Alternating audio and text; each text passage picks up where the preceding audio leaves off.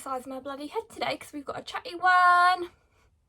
Hi everybody, I hope you're all loving your lives. Okay, so because literally right now so many people are heading off to university, like my little sister included, a load of her friends, like this is the time when everyone goes off and starts the fab next chapter in their lives at university. And I wanted to do this video because you might have seen from the title that my uni story didn't go to plan. It didn't go how I thought it was going to go. It didn't go how everyone sort of hopes their uni story would go. So I wanted to do this video because when I was feeling how I was feeling, I would have absolutely loved to know that it's normal. Okay, not everybody goes to uni and has like the best years of their life and has the best experience.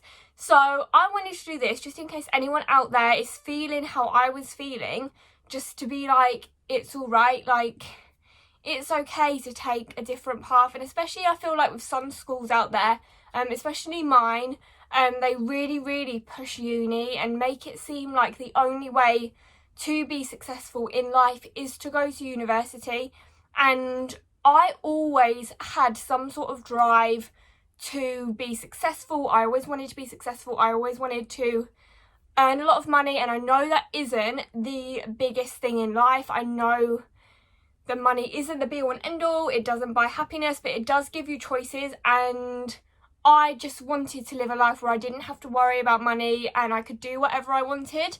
And so when you're pushed to think that uni is the only way to be successful and get a high paying job, of course it makes people want to go, but in reality that's not the only way to be successful. So yeah, I'll start right at the beginning. So I did not know what I wanted to do. I had absolutely zero idea what I wanted to do with my life. A lot of people were sort of suggesting to me to be a primary school teacher because I liked kids. Like I really enjoyed my time at primary school. Like a lot of people I looked up to were my primary school teachers, and it just sort of made sense for me that that was what I looked into. So I did a lot of research, I did a lot of work experience.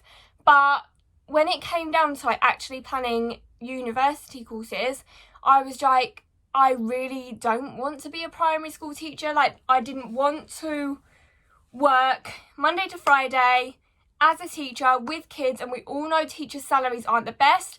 And for someone that's very money motivated and someone that wanted a lot of money, it didn't make sense for me to walk into a job knowing that that isn't the most high paying job in the world.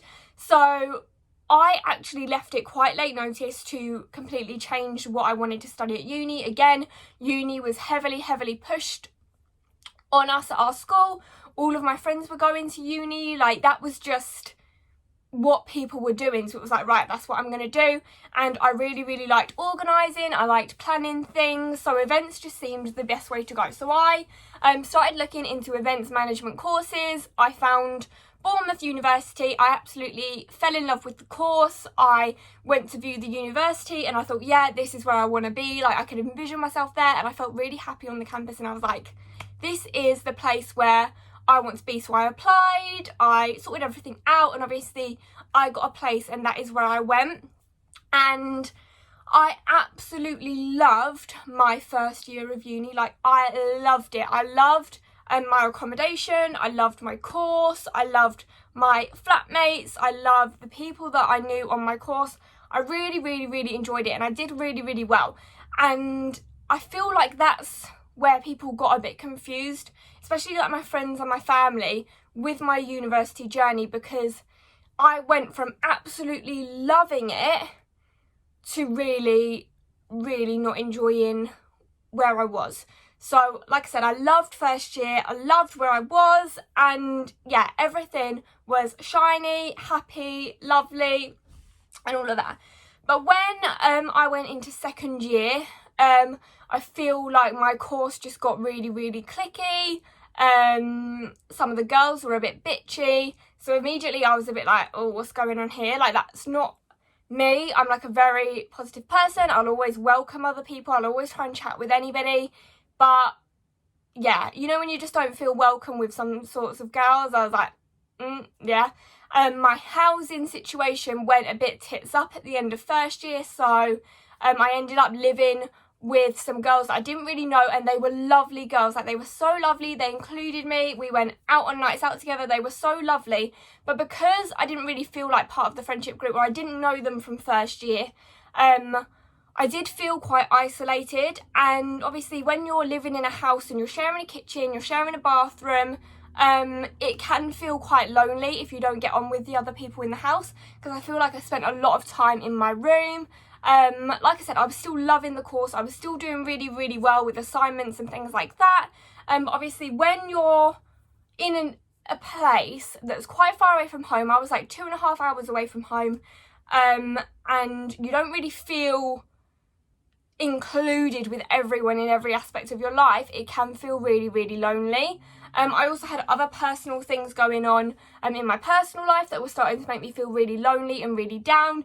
So in my second year, literally the first term, so by December, my mental health, my happiness was just completely deteriorating, and I felt so lonely, so shit, so bad. I didn't like where I was. I was just feeling so down.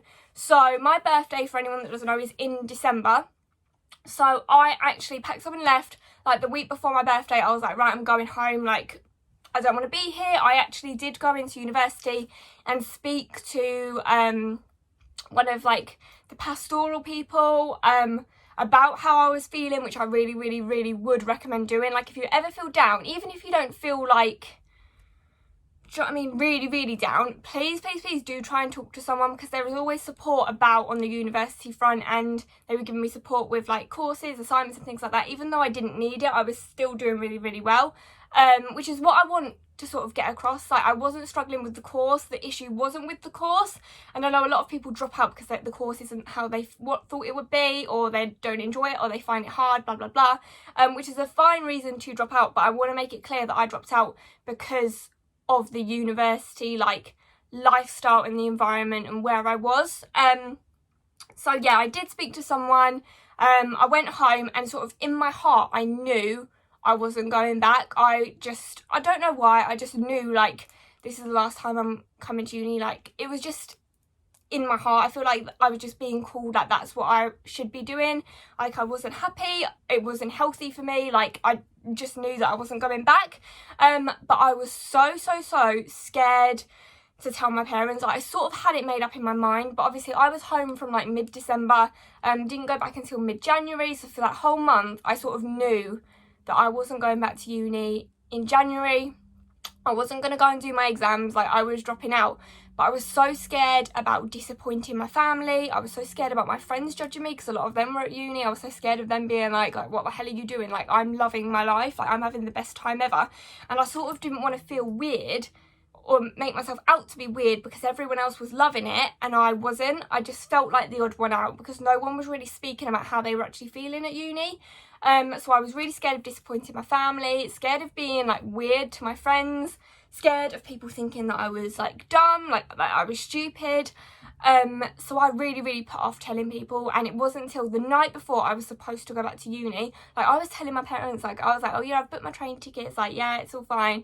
But it was the night before I literally went into their bedroom, I was crying my eyes out, and I was like, I'm not going back, like I can't go back, I really don't want to.